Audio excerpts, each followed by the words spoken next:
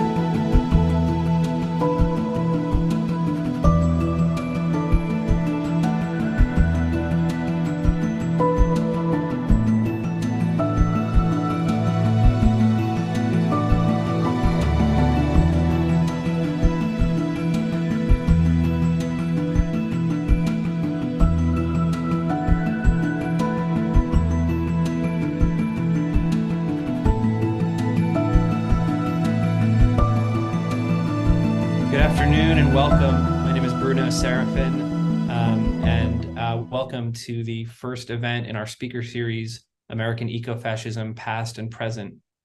We want to begin by acknowledging that Cornell University is located on the traditional homelands of the Gayokono, or Cayuga Nation. The Gayokono are members of the Haudenosaunee Confederacy, an alliance of 6 sovereign nations with a historic and contemporary presence on this land. The Haudenosaunee Confederacy precedes the establishment of Cornell University, New York State, and the United States of America. And we acknowledge the painful history of Gayokono dispossession and honor the ongoing connection of Gayokono people, past and present, to these lands and waters. And the land acknowledgement that I just shared has been reviewed and approved by the traditional Gayokono leadership. One way you can support Gayokono sovereignty and rematriation today is by donating to support the Cayuga Share Farm. And for those of you watching online, I believe that link is going to be shared. And for those of you in person, you can visit cayugasharefarm.org, CAYUGASHAREFARM.org, cayugasharefarm.org, to learn more and donate to support Gayokono communities here in the Finger Lakes. So we would like to extend a special welcome to our audience members who are streaming this event. So first of all, this event is being recorded and will be viewable online after the event has concluded, and you can find it using the same eCornell link that you used to access the stream. For those online, you have several options for ways to submit questions, and we do welcome your questions and comments throughout the event. First of all, in the actual screen that you're watching, on the top right corner, there is a chat icon to open up a dialog box where you can type questions directly into the chat there. You can also submit questions on slido.com, SLIDO. And once you go to slido.com, you can enter the code to access this event, where you'll be able to type questions in directly. And the code on slido.com is 319-2173. That's 319-2173. And there'll also be a QR code on the eCornell page that will also take you to the Slido page. So you have multiple ways to submit your questions. And throughout our discussion, we'll also be sharing URLs and resources in the chat, so keep an eye out for those. And if you're watching the archived recording, those links will be available in the overview section just below the player. Thank you. And with that, I'll pass it on to Chloe. All right, hopefully my mic is on for those of you virtually. Welcome everyone here and online to the first of 4 events in this term's speaker series, American Ecofascism Past and Present, which is generously supported by the American Studies program here at Cornell and facilitated by our brilliant administrator, Melissa Topman. My name is Chloe Amman, and I'm an assistant professor of anthropology, as well as affiliated faculty with the American Studies program. And I'm honored to be co-organizing this series with Bruno Serafin, who you just heard from, one of our advanced doctoral students. So I want to start with a few words about the series in general before I introduce our speaker for today. As this audience is probably well aware, the past few years have seen a lot of apocalyptic violence from avowed eco-fascists. And I'll be clear here that when we're talking about eco-fascism in this series, we're naming an ideology that countenances eugenic violence in the name of restoring spoiled nature. Now, mass shooters who ravaged Christchurch, El Paso, and Buffalo all espouse this ideology explicitly, and their extreme acts have brought increased attention to this dark phenomenon. But they are only the most spectacular faces of a pervasive set of structures and beliefs about who the environment is for and whose being counts as existential threat that are foundational to the United States. So this series is inspired by a long genealogy of anti-colonial thought and action, pushing back against white supremacist environmentalisms in the Americas. And that genealogy of thought teaches us to look beyond acts of terroristic violence and toward regimes of law and property, conservation and protection, toward the intimate ties between environmental stewardship and white supremacy that unfurled on the frontier and have defined the US settler project ever since, and the many ways that eco-fascist myths creep into environmental discourse in the present day. And so we posed these questions to our speakers. What is distinctly American about American eco-fascism? What is distinctly fascist about the US settler project?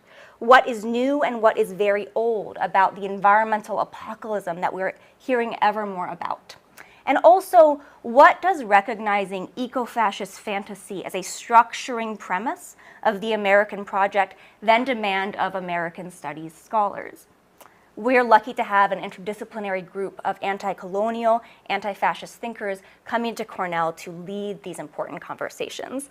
And today's speaker I'm honored to introduce is Dr. Rajani Bhatia, who is an associate professor of women's, gender, and sexuality studies at SUNY Albany. She has a really broad and fascinating research program, but of particular interest here is scholarship that grows out of her work as a scholar activist within women's health and reproductive movements. That includes contributions to feminist analyses of global population control, right-wing environmentalism, and coercive contraception and sterilization. Bhatia is the author of Gender Before Birth, Sex Selection in Transnational Context, published in 2018 by the University of Washington Press. Her writing has also appeared in venues like Science, Technology, and Human Values, Catalyst, Women's Science and Technology, and the volume where I first encountered her incisive work, Homegrown Hate, Gender, and Organized Racism. I'll point out specifically that among its many contributions, her chapter in that volume traces people, ideas, and resources through green nativist networks with an incredible precision, which is a vital and concrete starting point for those who'd like to organize against the same. So today, Dr. Bhatia will be speaking about eco-fascist demographic anxieties, white space-making populationism in the age of climate change. Please join me in welcoming her to campus. Thank you. So thank you so much for this opportunity to engage with you on this topic. Particularly, I would like to thank Chloe Amen and Bruno Serafin for the invitation, as well as Melissa Topman for organizing the visit. Let's see. Okay. So early last year, a white supremacist group called the Patriot Front made a strong, visible presence at the annual anti-abortion rally held since the 1973 passage of Roe v. Wade. Although when pressed, march organizers condemned their racism, news accounts described how they were warmly received by larger than normal crowds.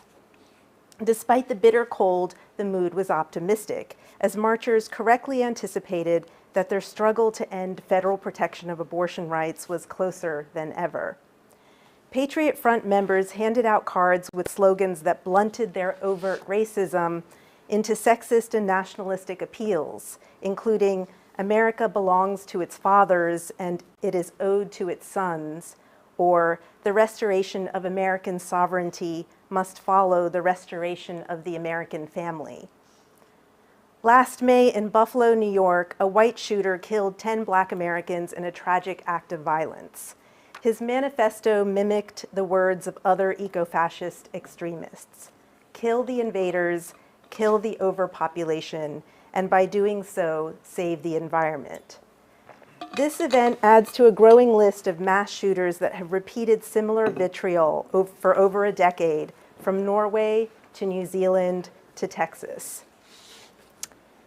These events represent two sides of a geopopulationist approach to controlling reproductive futures.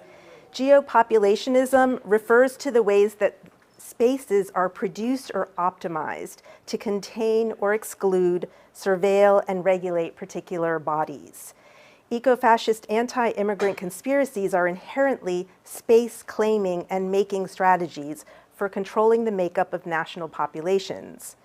Geopopulationism is part of a tripartite conceptual framework that I developed in collaboration with around 30 scholars a few years back that culminated with a theme section in Gender, Place, and Culture with 8 articles. Our motivation in developing this framework sprung in part from our frustration with the term population control, which increasingly has come to mean a regrettable past occurrence of human rights abuses. We wanted a way to identify and name contemporary manifestations of population control, which we acknowledged might look very different from past forms. Our effort builds on the work of Angus and Butler, who define populationism as ideologies that attribute social and ecological ills to human numbers. Our framework expounds on 3 forms of populationism: demo, geo, and bio, in order to clarify particular processes by which populationism operates in the present. So what does populationism have to do with ecofascism? Ecofascism itself is a hard term to define. Rather than insist on any specificity, I will address ecofascism simply as a form of far-right ecologism following Moore and Roberts' definition, which refers to those forces that seek to produce and enforce racial hierarchies in and through natural systems. I think the definition given by the Anti-Creep Climate Initiative, and I know Bruno Serafin is part of that initiative, which is fantastic, is quite useful because it suggests the ways that core eco-fascist ideas are slippery and can harbor within progressive left and liberal circles as well as in the far right. There are, of course, fine distinctions between eco-fascist and other far-right entities, but I will emphasize common, overlapping, and reinforcing racist and patriarchal ideas that have transitioned from the fringe to mainstream US society, successfully infiltrating local and state political agendas as well as government institutions. Ecofascists, like other far-right extremists, rail against multiculturalism, interracial reproduction, feminism, and most of all, immigrants, whose very presence is perceived to threaten white Euro-American landscape and cultural ecologies. Apart from a penchant for veganism, cottagecore, nature mysticism, and avoiding single-use plastics, the most identifiable aspect that they interpret as environmentalism is an obsessive preoccupation with overpopulation. This is used to justify calls to secure borders and deport, or at its most extreme, to kill what they call polluting invaders. Pictured here are symbols and images used by ecofascists online. They not only venerate nature, but also call for violence and militant securitization of white natural and cultural environments. The hashtag Pine Tree Gang, for example, circulates Lorax memes purporting to speak for trees and favored phrases like bees, not refugees. The Great Replacement conspiracy theory is a cornerstone of ecofascist ideology that fuels domestic demographic anxieties. Made popular by media and cultural influencers such as French nationalist Renaud Camus and US Fox News talk show host Tucker Carlson, the conspiracy transmits the idea that liberal elites, read Jews, are strategically orchestrating mass immigration of non-white peoples to replace white populations on the decline. Shifting demographic factors such as low birth rates, population aging, immigration, and racially mixed reproduction are perceived to combine in a way that creates an existential threat to whiteness. Great Replacement ideas connect to century-old eugenic policies, which were motivated in part by the same panic around population decline, so-called white genocide, per Madison Grant's 1916 book, The Passing of the Great Race. Grant's book co-inspired American conservation movements, in which concerns about racial, landscape, and animal species deterioration and extinction intertwined. Grant extended ideas about plant and animal invasive species to migrants from Southern Europe, and naturalized conquest and expansion as something intrinsic, part of the deeper nature of Nordic people. As vice president of the Immigration Restriction League, Grant successfully lobbied for the 1924 Immigration Act, which set quotas based on national origin. Over 100 years later, Grant's book is still in print and praised by active white supremacist groups. Like Grant, John Muir and Theodore Roosevelt were also early 20th century key proponents of eugenics, conservationism, and an exclusionary wilderness ethic. Muir, who founded the Sierra Club in 1892, wanted Native Americans whom he found unclean removed from Yosemite.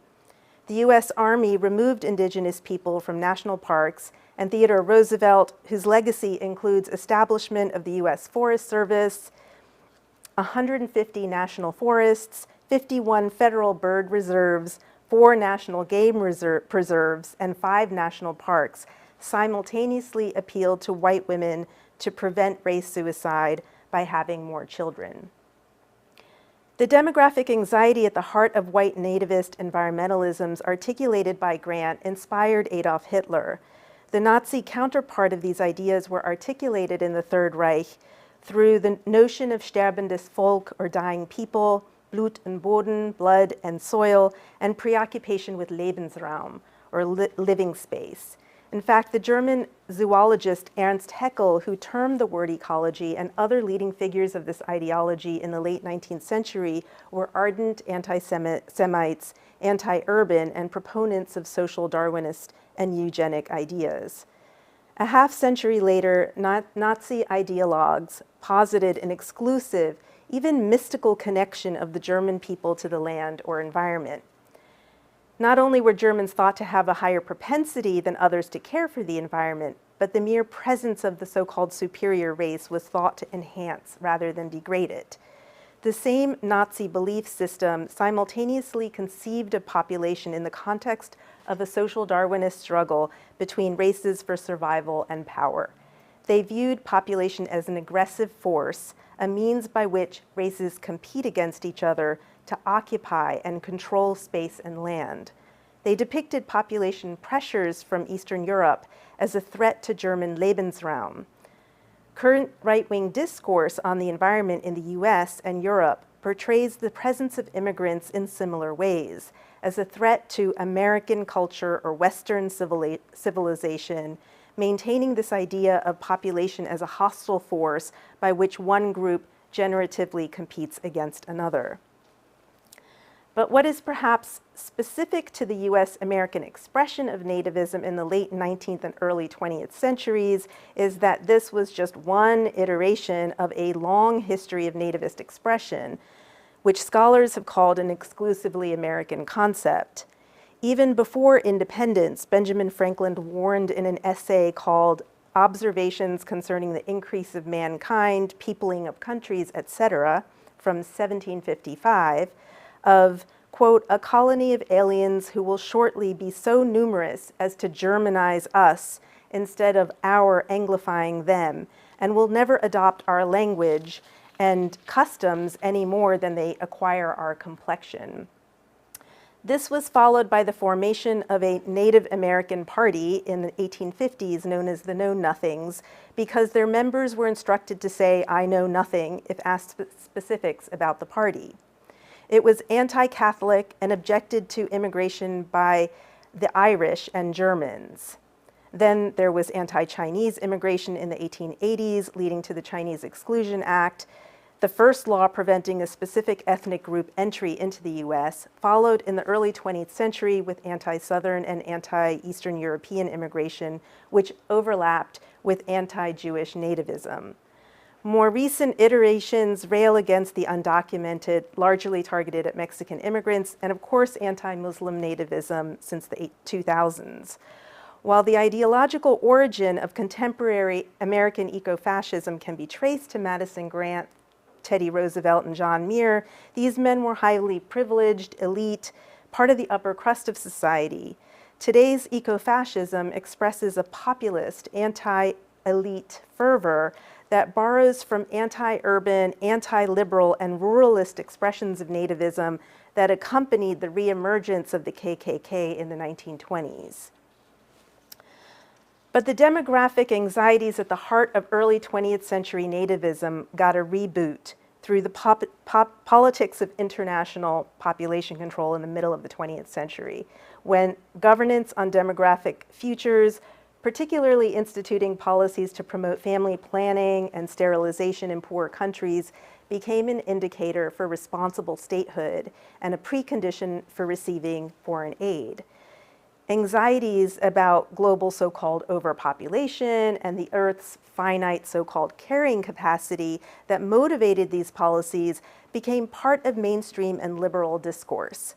The influential 1968 bestseller Paul Ehrlich's The Population Bomb, an article by Garrett Hardin the same year, The Tragedy of the Commons, heralded a new period of alarmism about the supposed impending collapse of the planet connected to anxieties around resource scarcity.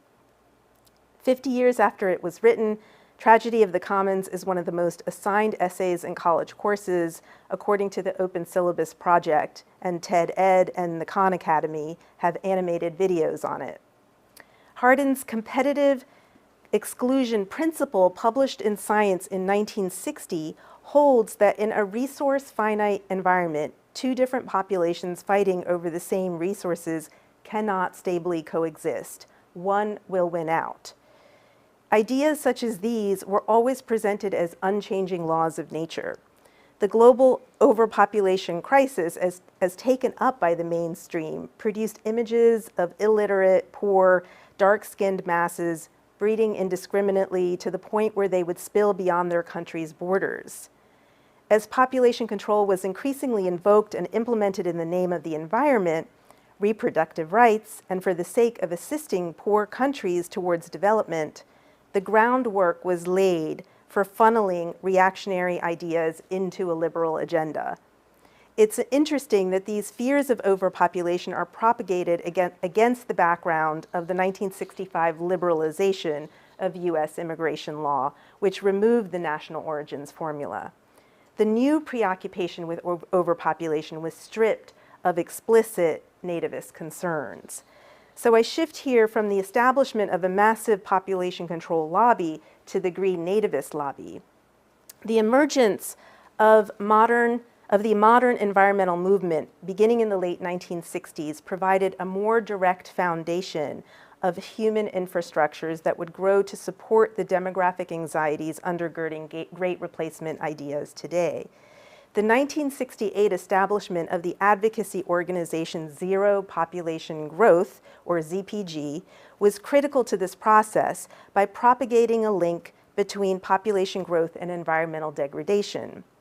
John Tanton served as president of ZPG from 1975 to 1977 and was active in the National Audubon Society and the Sierra Club. Today, he is most often referenced in relation to a network of anti-immigration organizations that he led, organized, inspired, or created, the first of which was Federation for American Immigration Reform, founded in 1979, which was an outgrowth of ZPG's Immigration Committee. During the 1980s and increasingly in the 1990s, Tanton grew a right-wing environmental lobby of some 13 anti-immigration organizations, which produced a particularly reactionary take on the population and environment link common in mainstream discourse. Via the assertion that population growth is a primary cause of environmental degradation, the lobby unleashed nativist impulses in defense of an exclusionary idea of American culture and heritage. Tanton's network ranged from organizations whose statement of purpose is mainly on population and environment issues, such as Carrying Capacity Network, Population-Environment Balance, and Negative Population Growth, to immigration reform organizations that use environmental arguments, such as Federation for American Immigration Reform, the Center for Immigration Studies, and Project USA, to those designated as hate groups by the Southern Poverty Law Center. Tanton also funded English-only organizations such as U.S. English and Pro-English. Other prominent individuals in the right-wing environment network included Garrett Hardin, Virginia Abernathy, Kevin McDonald, J. Philip Rushton, and Richard Lynn. Many of them contributed to the academic journal, Population and Environment, or engaged in network organizations which received funding from the Scaife Family Foundations and the Pioneer Fund, which has also supported eugenics research. Historians and other scholars are working to define and document the establishment and growth of this network, its role in the greening of hate, including 2 attempts in 1998 and 2004 to take over the Sierra Club, and collaborative efforts with more explicitly white nationalist and eugenic organizations such as the VDARE Foundation, the Pioneer Fund, and the Repository for Germinal Choice. Today, organizations that research right-wing extremism have produced rich visual schematics to depict ties between the original architect of the network, John Tanton, and a myriad of interrelated organizations, media outlets, individual politicians, lobbyists, leaders, and influencers. But here, I'm going to backtrack a little. The Obama presidency in 2008 ushered in popular discourse announcing the advent of a post-racial multicultural age. American Studies scholar Hua Hsu wrote about it in an early 2009 article in The Atlantic. He draws on a U.S. Census Bureau report to describe a demographic tipping point occurring by 2042, where multiple minorities, if counted together, would become a new majority. The Census Bureau report prompted a new majority-minority mainstream discourse that appeared to provide factual backing for replacement theories. But of course, the ideology was prominently legitimized by President Trump, who energized the far right, condoning the 2017 Unite the Right rally, in which marchers chanted, "Jews will not replace us, you will not replace us." One of the most prominent bullhorns for the Great Replacement is Tucker Carlson Tonight, which airs on Fox News to more than 3 million viewers. A New York Times analysis of the show from 2016 to 2021 found that 35% of the episodes trumpeted the conspiracy. In this collection of images from 2020 and 2021, I've placed Tucker Carlson's reading of new US Census data announcing the faster than anticipated so-called white decline alongside images featuring the same news from the liberal Brookings Institute think tank, featuring stories by demographer William Frey. Note that Frey's book, Diversity Explosion, mimics alarmist population bomb rhetoric of past.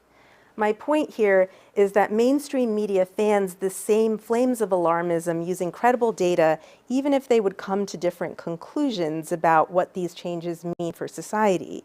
Yet they often leave the meaning open-ended. Demographer William Frey, as it turns out, and I just found this out about a week ago, is on the National Board of Advisors to Carrying Capacity Network, so part of the Tanton network. Not featured in mainstream media are the voices of critical demographers and social scientists such as Richard Alba, who in his book, The Great Demographic Illusion, questions the color line drawn by such reporting because it does not account for a changing definition of what counts as white, and due to real distortions in the data that do not account for the rising number of mixed ethno-racial children who are both white and non-white, but who are counted as non-white in the censuses. Another source of great replacement propaganda stems from YouTube videos. A recent study conducted by an immigrant rights organization, Define American, analyzed the content of 23 YouTube videos with at least 2 million views, each stemming from what they call the Great Replacement Network, including Tanton network organizations. The study found that the videos consistently employed malinformation as opposed to mis or disinformation, meaning that they contained kernels of the truth or correct information or partial truth, sometimes drawing on reputable sources to make claims that appear supported by data. This information is presented out of context and intermixed with racist stereotypes and tropes that feed anti-immigrant hysteria. The messaging has worked and found broad appeal. The Associated Press's nonpartisan and objective research organization at the University of Chicago released the results of a poll last spring that found that roughly 1 in 3 adults agree that a group of people is trying to replace native-born Americans with immigrants for electoral gains. The Southern Poverty Law Center and Tulchin Research found similar results. In their poll of 500 Americans, they found that 68% of Republicans, 35% of Democrats, and 42% of independents either strongly or somewhat agreed with the statement, "The recent change in our national demographic makeup is not a natural change, but has been motivated by progressive and liberal leaders actively trying to leverage political power by replacing more conservative white voters." Racist and anti-Semitic misinformation appears on fringe anonymous message boards and on Twitter and Facebook, blurring the lines between extremist and mainstream social media outlets and ideas. Image content from the Buffalo shooters' manifesto, for example, might have been drawn from either, as depicted in this New York Times analysis of a 28-page section using a reverse image search tool. As is clearly visible, the manifesto of the Buffalo shooter, much like the Christchurch shooter before him, whom he heavily plagiarized, relied heavily on memes. The Buffalo shooter implored his audience to create memes, post memes, and spread memes because memes have done more for the ethno-nationalist movement than any manifesto. According to a New York State investigation into the shooting, the Buffalo shooter treated the racist charts, graphs, and memes he found online as forms of news and proof of white genocide. The Buffalo shooter became radicalized mostly on 4chan and Reddit, informed himself on firearms, tactical gear, and ammunition via YouTube videos and subreddits to plan the attack, used Discord to post his manifesto and personal diary, and Twitch to live stream his attack. In spite of increased content moderation after the Christchurch shootings facilitated by the Global Internet Forum to Counter Terrorism and the active removal by Meta and Twitter of millions of pieces of content related to the attack, It is clear from the investigative report that these bits of big data are difficult to fully expunge as they continue to be traceable weeks after the shootings. Still reeling from the lack of full accountability of these platforms to moderate extremist content since the May shooting in Buffalo, we now contend with the sharp rise of hateful content towards Black, gay, and Jewish people unleashed on Twitter just since late October when Elon Musk took it over. Banned accounts such as those related to QAnon and ISIS are back. Although not identified as an eco-fascist, I would argue that Elon Musk is a figure to watch out for, given that he identifies himself as a free speech absolutist who has named the top world's challenges as the transition to renewable energies and a collapsing birth rate. Population control, legacy, and continuity produce meaning-making practices related to both traditional data, such as population consensuses, and new forms of big data, in particular, eco-fascists' words and images passed around online, increasingly in mainstream sites. On the next slide, I place bits of a data sample side by side to exemplify different elements of the great replacement universe of discourse. Just before the 2016 presidential election, Michelle Bachmann, a former Republican congresswoman from Minnesota, drew on the supposed hard facts of math to predict that the statement was oddly premonitory of the 2020 Stop the Steal movement. Since then, a number of Republican political figures and conservative radio hosts have more explicitly blamed the Biden administration or unnamed elites for strategically bringing in immigrants to reduce quote-unquote white demographics. As the lieutenant governor from Texas put it, this is trying to take over our country without firing a shot. In the middle of the slide is the conclusion from a Brookings Institute report on the important implications of what they call a youthful minority white tipping point. And finally, on the far right of the slide, you can see the words of the Buffalo shooter in a diary entry just over a year ago.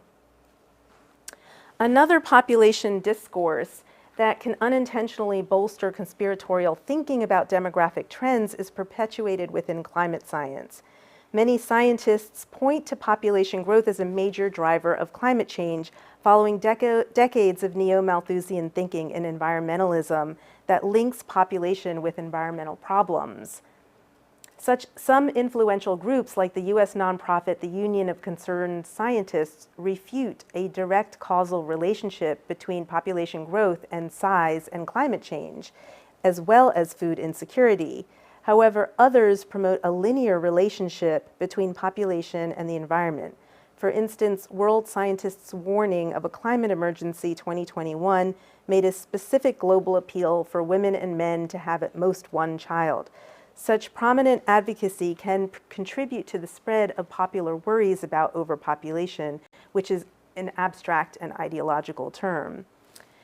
Elsewhere, great replacement conspiracies have been propagated by identitarian movements springing up across Europe.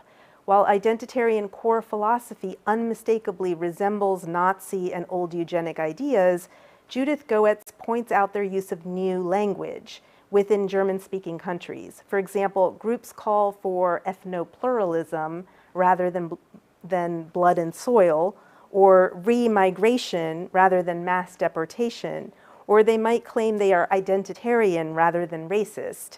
In France, far-right politician Marine Le Pen pushed centrist President Macron, who participates in demographic fear-mongering, by speaking of Africa's demographic time bomb, conceived as a combined threat to Europe of African fertility and mobility that must be countered with restrictive immigration policies.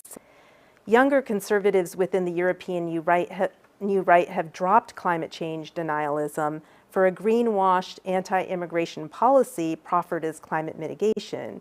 According to political and economic scholars Joe Turner and Dan Bailey, who analyzed the discourse of 22 European far-right parties, such eco-bordering arguments casts migrants as environmental vandals and migration as environmental plunder.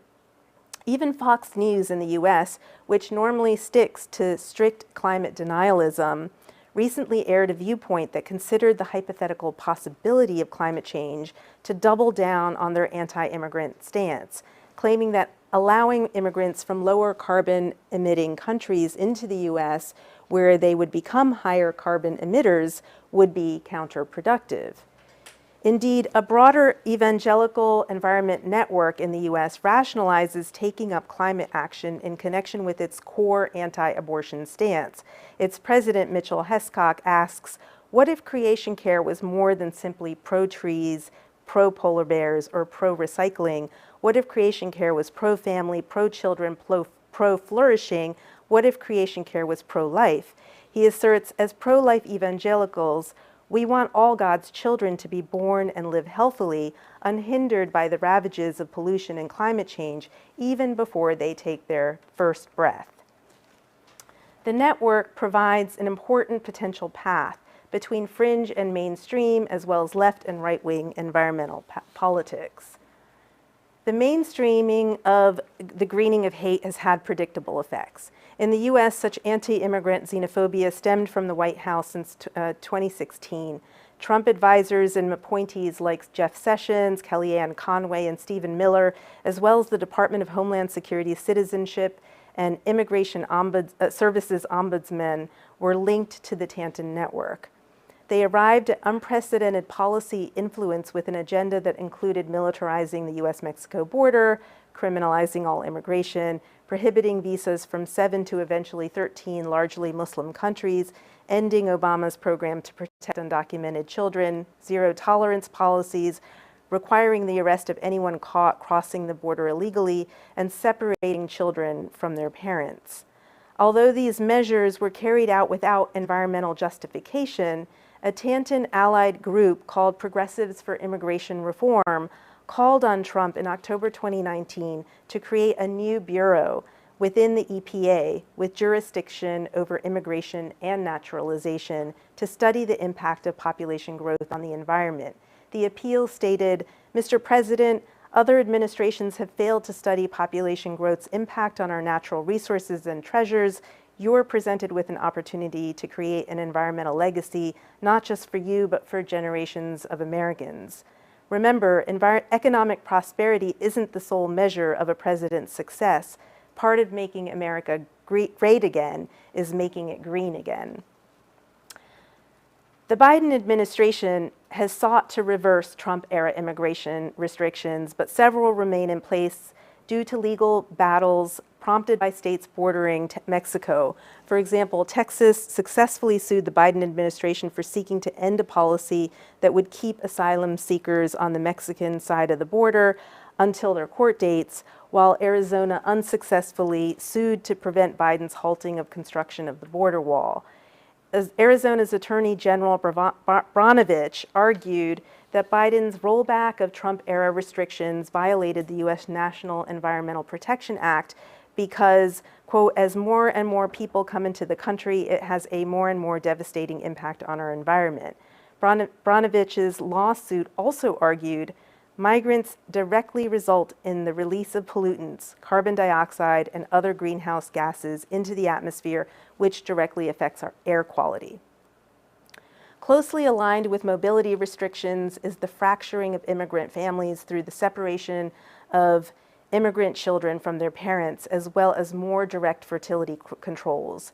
As nurse Dawn Wooten bravely exposed in 2020, immigrant detainees held in Irwin County Detention Center, the corporate-run U.S. Immigration and Customs Enforcement prison in Georgia, were subjected to medical abuse, including unconsented sterilization and Depo-Provera injections, here illustrated by one detainee. Taken straight out of the old eugenics playbook, eco-fascist strategies seek to manipulate the intimate sphere of life through an onslaught of controls on reproduction and family formation. Among the most insidious are a slew of new anti-abortion restrictions, including near-total abortion bans. The U.S. Supreme Court's Dobbs decision in June of 2022, which revoked the federal right to abortion, ushered in a new era of pro-natal populationism in the U.S. At a 2022 Trump rally, Illinois Congressperson Mary Miller referred to the Dobbs decision as a historic victory for white life. According to a recent analysis from the Guttmacher Institute, nearly half of the US states have banned abortion or are in the process of enacting bans. The chilling effect of new state laws cannot be overstated, given that some of these bans are accompanied by the criminalization of all those who perform abortions, assist others in obtaining one, seek one online, travel for an abortion, self-manage their abortion, or who are involved in the distribution and transport of medication abortion. With a narrowing of abortion access, rates of criminalization for pregnancy outcomes such as miscarriage can be expected to rise. Like worsening health outcomes, the impacts of increased surveillance and criminalization will disproportionately impact BIPOC communities. The Dobbs decision, which questions rights that are not explicit in the US Constitution history or tradition, appears to support a conservative strategy undermining a host of relatively new rights related to family formation. This may signal that interrelated rights, such as the right to access contraception or to same-sex or interracial marriage, may be undone, impacting reproductive futures in predictably disparate ways and intensifying reproductive oppressions. Already there have been some troubling moves in this direction. In Texas in December, the very same Trump-appointed judge who ordered the Biden administration to enforce Trump's Remain in Mexico harsh anti-immigration policy, Matthew Kacsmaryk, ruled that clinics receiving Title X funding could no longer distribute most contraceptives to minors without parental consent. This is a major change. Title X's provisions, in place since 1970, formally included free and confidential contraception to all, regardless of age, income, or immigration status. Even as they seek to limit access to contraception and abortion, the far right attempts to seize the moral high ground as anti-eugenics defenders of women's so-called natural reproduction. Self-described trad wives or traditional housewives are pushing misinformation about contraceptives as dangerous and unnatural on TikTok and YouTube. They amplify users' discontent with some methods while delivering mostly false information about health risks. In this vein is a recent article from the glossy far-right young women's magazine Evie, pictured on this slide. Sprinkled between articles about changing up your skincare routine and staving off sugar cravings, Evie takes aim at contraception and abortion as eugenics and population control, consistently warning its readers to avoid hormonal methods. The article includes a selection of facts from the sordid history of population control to point out that elites are, in their words, the quote-unquote real racists, alongside claims that hormonal contraception nudge women into being bisexual and produce an altered sense of smell impacting mate selection towards less masculine men. Reproducing white nations involves strategies to determine cultural as well as landscape ecologies, as is aptly indicated by the moniker culture wars. The Tanton and Great Replacement networks are complicit in the culture wars for constructing a knowledge-based apparatus that connects fringe ecofascism to mainstream populationism. Compelling motherhood and promoting cottagecore trad wives alongside a broader anti-feminist fervor are evident today in the related rise of incels and a masculinist bodybuilding culture skittish about chemical contamination of the environment. Take, for example, Bronze Age mindset called the Alt-Right Manifesto, in which the author creates the figure of an environment despoiler named the Bugman. The Bugman, he describes, seeks to bury beauty under a morass of ubiquitous ugliness and garbage. The waters are polluted with birth control pills and mind-bending drugs emitted by obese, high-fructose corn syrup-guzzling beasts. Adam Winfield, author of Under Toronto, a dystopic, futuristic novel about leftist authoritarians defeating America First opposition, elaborates, a consequence of a perilously overpopulated, brutally capitalistic, shamelessly hedonistic, morally decaying society, the humble Bugman has come to define an age of technological dystopia in which everyone has everything. their gadgets, their fast foods, their fashion accessories, but somehow everyone also has nothing. No community, no natural spirit, no substance of mind. He is a zombified consumer, an emasculated wage slave, a vessel emptied of meaning and refilled with plastic, pixels, and silicone. We know all too well how such conjured figures of hate and misogyny are connected to a range of concrete effects and hostilities over mask and vaccine mandates, over quote-unquote gender ideology that has manifested in bans on the teaching about sexual orientation or gender identity, such as the Don't Say Gay law in Florida, gender-affirming care treated as a form of child abuse, playing on sports teams that conform to one's gender identity, and on books in public schools with LGBTQ characters or that discuss racism. Protection of white culture has also unleashed legislative attacks on critical race theory and voting rights and protections. Feminist critics of populationism interpret replacement anxieties as orienting toward futures of supposed great pasts that must be made again, requiring space and mobility controls to protect white natural and cultural environments. These controls entrench reproductive hierarchy and oppressions, compelling motherhood and valorizing patriarchal norms alongside intensive policing of territorial borders. Ecofascism fuels geopopulationist demographic anxieties that seek to construct reproductive futurity by manipulating cultural and landscape geographies towards a vision of white nature nations. In the context of intensifying climate change impacts, populationist thinking and agendas tempt broad audiences by providing an easy scapegoat. Instead, we should affirm the possibility of another future based on the vision articulated by reproductive and environmental justice movements and call for renewed feminist resistance to populationisms. We should investigate the use of numbers in presentations of post-truth demographic reality and advanced representations of population data that increase scientific literacy, discernment of speculative demographic knowledge from feminist perspectives, and awareness of conspiratorial interpretations of demographic trends.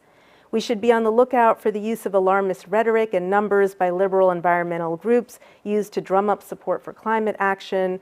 Dire predictions such as an off-cited estimate of 1 billion climate refugees expected to arrive north by 2015 are not unlike those from the alarmist population bomb era.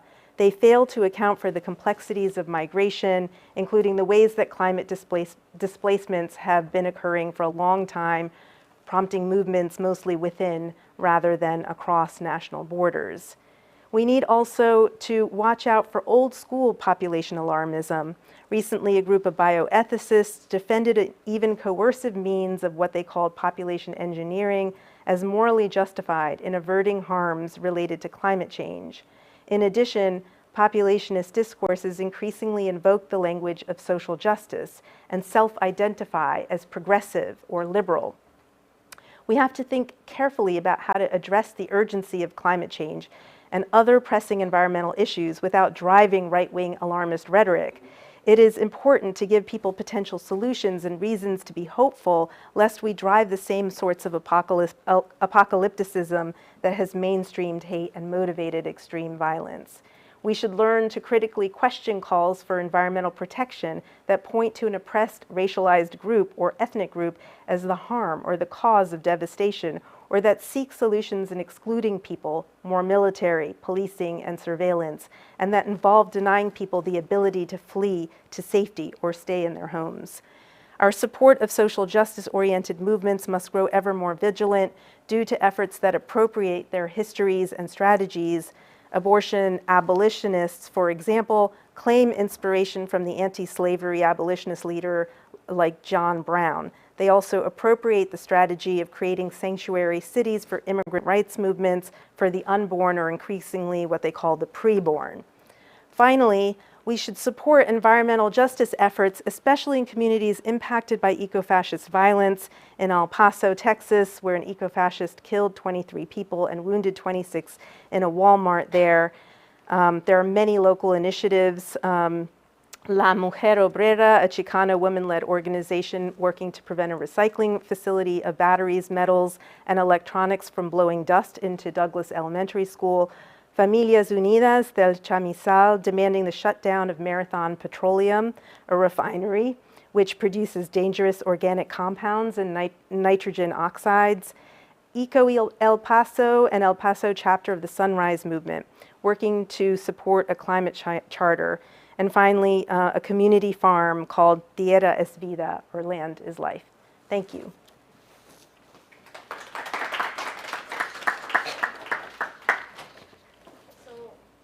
We'll field questions from the room as well as online. Rajani, do you want help fielding questions? I'll read the ones that are coming from online, but as for the room? I mean, I can call on folks, yeah. That's fine. Hello. Hi. Thank you so much. That was great. There was so much there. There was a lot. There was It was a lot, I know. I had a question more about kind of the reactionary feminism, that element of ecofascism. And I was just wondering what you thought about kind of the trad wife ideology, or a kind of right-wing pro-women ideology as a response to the neoliberalization of feminism, or that there is a version of feminism that has entered the mainstream that feels like it has very shallow political horizons, and so you see this reaction that is a fascist reaction, but I don't know if you even agree with kind of the paradigm that I've sketched out. I mean, I think it's, there's a lot of, I think, interesting, compelling things that sort of speak to a lot of, I guess, our general day-to-day frustrations with life, right? That, just slowing things down, maybe, taking life in a different direction from sort of the always the pressure of neoliberal efficiency, right? And so I definitely see that there's a way in which that is attractive, can be attractive, right? But it's often not very obvious also, the sort of fascist elements, if you will, but it's you kind of have to dig a little deeper. And like I said, what was very troubling to me is they're really pulling a lot of their sort of anti-birth control, anti-abortion arguments, from this really sordid history of population control, often, bringing in these histories of reproductive oppression, which you might very well hear, just sort of discussed by reproductive justice groups, right? So, you have to be able to really critically look at, sort of peel through the layers. There's obviously they're anti-Bill Gates, right? Bill Gates is problematic for so many reasons, right? But not necessarily for the ones that they're pointing out. So you kind of have to go through and just be a super, you just have to learn to read the stuff, critically in ways that I just feel just get more and more complex, right? And after looking at 10 different articles about hormonal contraception on EV, did I see how this connection that they're making between but it might drive you to bisexuality, right? Which is such a that might be an obvious red flag for some people, but it's kind of buried within a lot of other stuff. So thank you for that question. Go ahead. Thank you for your talk, and I guess my two questions, I'll start with one, is related to the birdness. I'm curious about sort of the rhetoric of ecofascism as mediated through online social platforms. A lot of it seems to be couched in a particular sort of irony, and that you have to be in on the joke. That you have to be? Sort of in the sense, in on the joke. Oh, in on the joke, yeah. Or they present it in very sort of open-ended ways. When you said that they're blaming the Jews, in an online message board, they wouldn't say the Jews, they would use triple parentheses. Or sort of, I was wondering what you make of sort of those sort of politics being couched Right. Such a huge whale of Right. irony. Well, I mean, I think in some ways, you know, it's to evade the censorship, right? You know, because if it comes across as a joke, like, you know, it can bypass. I mean, I'd love to hear what you think, but I think that's part of what that sort of, you know, on the face of it, it's just a joke kind of presentation, you know, can come across as, but yeah, I mean, you know, it's hard to know to what extent, like, how people are taking this in, and when they're confronted with sort of mainstream media, you know, demographic information about like population changes in a way that might actually reinforce some of those ideas, that's where I think it can get a little dangerous, right? So.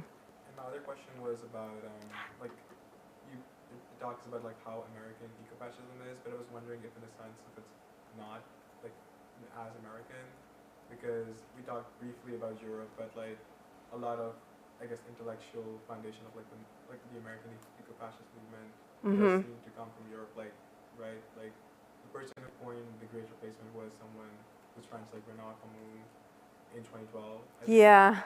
And so I was wondering about like the sort of transnational linkages between fascist movements, and if that's something that your work focuses on. Yeah, I mean, and this is where I think, again, I would throw the question about like what's specifically American about this to all of us, because I do see that there are elements of it that are not explicitly American, and certainly also not explicitly also just about preserving white cultures, right? So Hindu nationalists also, you know, have definitely have an eco-fascist element, and there's very interesting, I think, increasingly transnational connections between these movements. I mean, that isn't to say that there aren't like sort of distinctly American aspects of it, but again, you know, this sort of, you know, the ways that it embeds here within this nativist, you know, tradition, an iteration of, you know, nativism right from the inception of the United States seems like one distinction, perhaps. I don't know. Yeah, my question, so we have a lot of online questions, but I actually have a question. I have a lot of questions for you. I'm excited we're going to talk after. Well, first I wanted to plug the, we're actually doing an event with the Anti-Creep Climate Initiative as part of the series. And so if you're interested in that, I hope you'll join us. But I wanted to ask you about like whether, and if so, what form anxieties might take around the category of native, right? So it was such a, the invitation to think about the Native American Party and the obvious erasure there, right? Yeah. I've been reading a lot about in the Pacific Northwest, like white settler claims to indigeneity and a sort of like appropriation of indigenous claims to claim land for native-born whites. And so I was just curious, like, obviously, I think we can talk in this room about the temporality of those labels and the erasures built into them, but I'm curious if you've observed in your kind of like primary research or even the secondary literature, anxieties among eco-fascist and eco-fascist adjacent groups around the category of native, the boundary work maybe that goes into kind of like defining it. Yeah, that's a good question. I don't know that I can answer that because so specifically to eco-fascists, because you know, my mind goes straight to like other groups that are maybe more preoccupied with just in general, like, you know, a kind of white separatism or a white identity, and you know, sort of questions around like who is included in that, right? And there's, you know, like a moment, you know, where they're all like, you know, sending their blood off to 23andMe and like sort of realizing, oh, it's in fact like so many of us have mixed, you know, ancestries and stuff, and sort of what that did to like the conversation around who belongs and who doesn't belong. But yeah, I don't specifically with the idea of native. Yeah, I'm not so sure. It seems like it'd be a really interesting set of questions, especially as we think about the specific forms that ecofascism takes Right. here. Yeah. But there's definitely a way in which, you know, like sort of appropriating a kind of like, you know, symbolisms and things that, you know, make, you know, indigenous types of, you know, symbolisms to make a sort of connection to, you know, some kind of mystic, I don't know, mystic land connection is definitely there. Thank you. Can I give you a question from our online audience? Sure. We've got a few. So one of the first questions that came in pretty early in your talk, and it was just a question about when we started to see. I think this questioner is curious about like when the language of ecofascism started to enter the mainstream. So we have here like a really strong case that the phenomenon is quite old. But do you have a sense of when the word and that kind of framework started to enter the popular imagination? Yeah, no, I don't know. I know the Christchurch shooter, of course, like self-defined as eco-fascist, right? And that was sort of kind of a moment where, you know, I think a number of different, you know, there's a way in which that sort of label then just sort of took off. Like I think maybe, but it may have been before that. I think that definitely had something to do with it, because that was a very, you know, that manifesto has circulated quite a bit. So, but I'm not 100% sure about that, but I think that might have been that might have had something to do with it. Thank you. And that was 2019, but you know, it you know, obviously these groups have existed, you know, before then. It's just you know, it's sort of the proliferation of them, I think, in the last 5 years has been quite explosive. Yeah. I can bring in more questions from the online audience, but are there more from the room? Yeah. I have like a question. So I always thought like nature and the land was like a big, I guess, concept in like for lots of these groups. Mm-hmm. I just thought like, do you think there's a big connection between nature and the term American? Like Americans feel like a deep connection to nature, even what former presidents have done to it. For some reason, I feel like maybe American and nature are like connected in some way. I'm not sure where that question is. Yeah, I mean, you know, and again, how exclusive that connection it can be tied to a definition of what is American is I think a good question. But I mean, considering, you know, this whole idea of a wilderness ethic that is just so tied to settler colonialism, I mean, it seems like that would be, you know, very much, you know, an American aspect of this, right? So, yeah, I mean, you know, here I'm like, help me out here, because I'm, you know, I'm not actually an American Studies scholar, but I would love to hear like more from those who are American Studies scholars about like some of the questions that were posed. But yeah. Yeah, I'll bring in a few more questions in, but then maybe we can just have a conversation. Yeah. I'm so curious. So I'll read one here and then add to it another one that I had. And this is a question from an online audience member that is curious about what seemed to them to be a sort of like cyclical concern and critique and fading, and concern and critique and fading around population. Mm-hmm. They said it seems like the idea of overpopulation becomes popular, then fades, and they were curious like how you might think about that, like what might be behind the sort of cycles. And then a sort of related question that I had, I don't know if folks saw this circulating, it just went away, on Twitter the last few days, but Naomi Oreskes, the historian of science, published a piece in, oh gosh, I just lost it. I think, let me find it. Here it is, in Scientific American, called 8 Billion People in the World as a Crisis, Not an Achievement. And I was curious, like, you know, one of the things this piece does and the sort of like fallout from this piece is it's a piece that expresses an awareness of these dark histories and then goes on to make the case that we still have no other choice. Mm-hmm. I was thinking especially about your sort of prompts to action. Like how would you advise like engaging with that kind of a thinker or an argument? Yeah, so part of the reason, some of you may be familiar with the volume that was put out a few years ago. I think the editors were Donna Haraway and Adele Clark, called "Making Kin Not Population," and they also sort of they make an argument that you cannot speak of population or overpopulation or issues anymore, and I think this sort of unleashed a lot of debate in a lot of feminist circles around clearly a provocative little volume and what it's meant to say.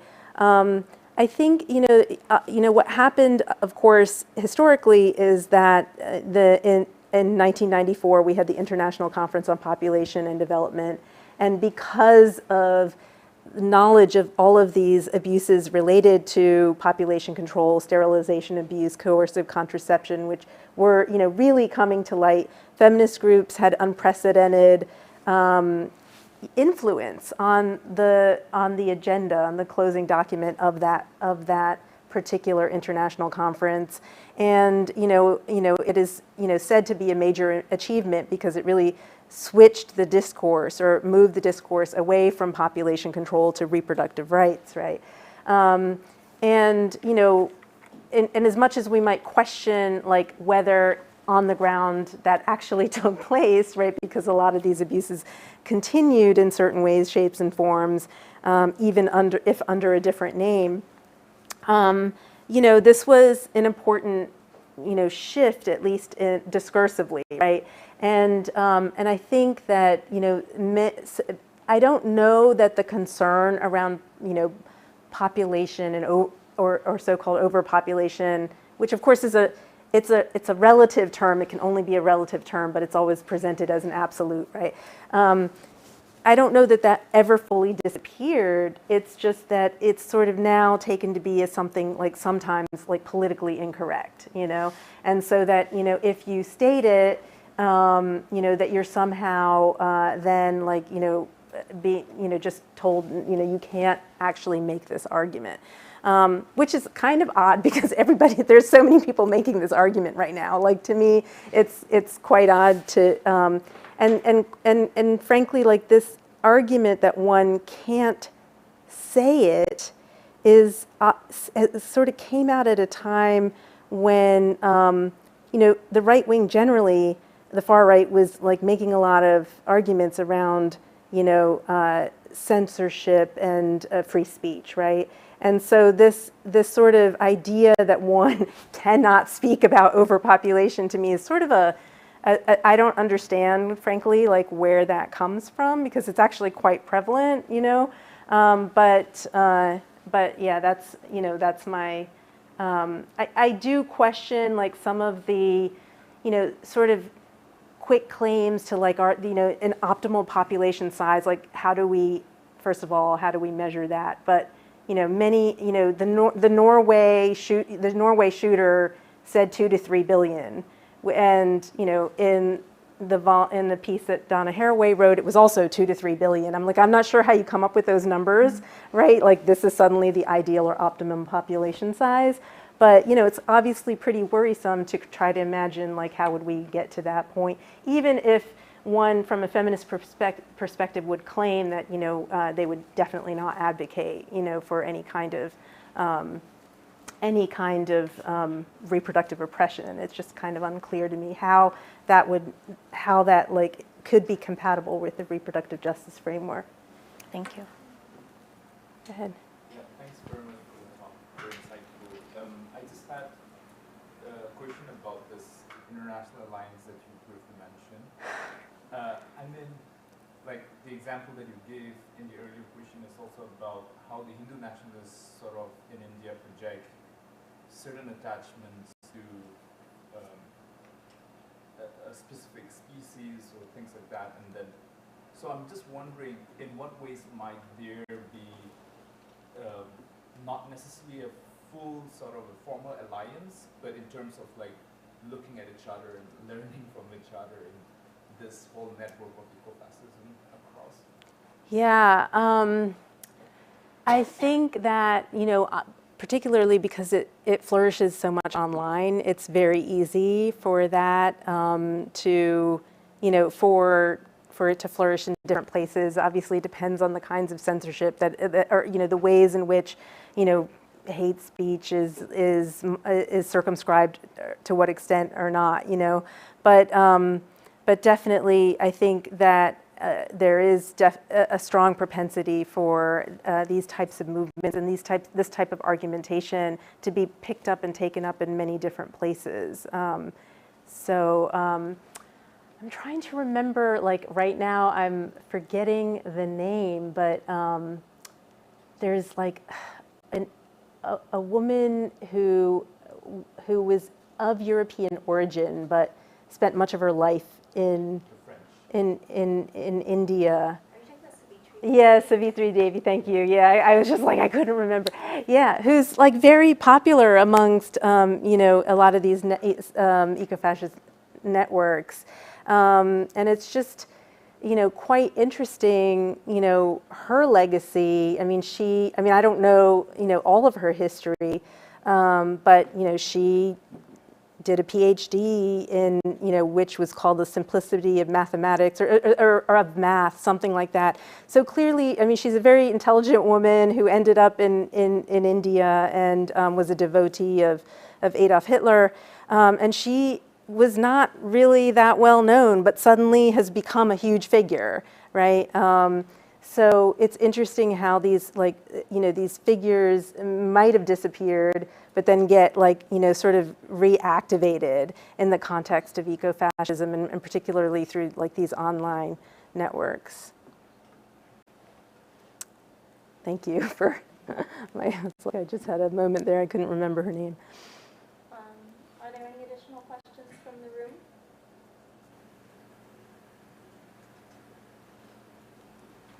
Okay, I think let's go ahead and give Dr. Bhatia a round of applause, and thank you again for joining us.